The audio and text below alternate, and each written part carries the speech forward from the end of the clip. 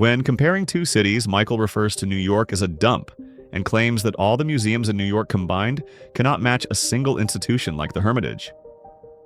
Perhaps this surprised him even more than the landmarks that tourists from all over the world come to see. He shared his impressions in a post on his social media page.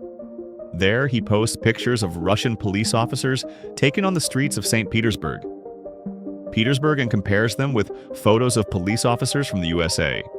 The American noticed the equipment of law enforcement officers, observing that Russian police weapons are kept in holsters that can hardly be called quick-access holsters, unlike those of American police, whose weapons are always ready for action, as if they are heading not to city streets but to a war zone.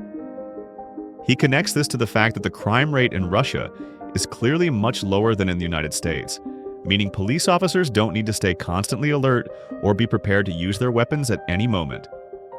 Moreover, he notes that here, obviously the police protect citizens rather than serve as an instrument of intimidation, as in New York. The American shares photos of New York police officers patrolling the local subway, holding automatic weapons, specifically pointing out that their fingers are already on the trigger, as if they are ready to shoot at any second. The helmets worn by these officers struck the American as somehow Nazi-like.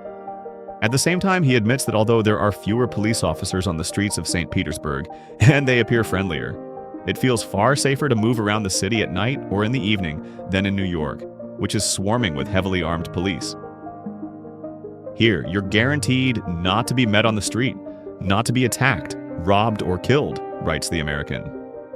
Yes, crime exists everywhere, including here, but in the US, the likelihood of becoming a victim of such crime is much higher.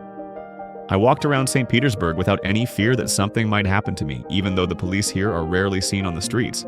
Unlike in New York, where there are many officers who look threatening, but where the city's crime rate, especially compared to St. Petersburg, seems absolutely terrifying. Here, I realize that New York is a horrible city,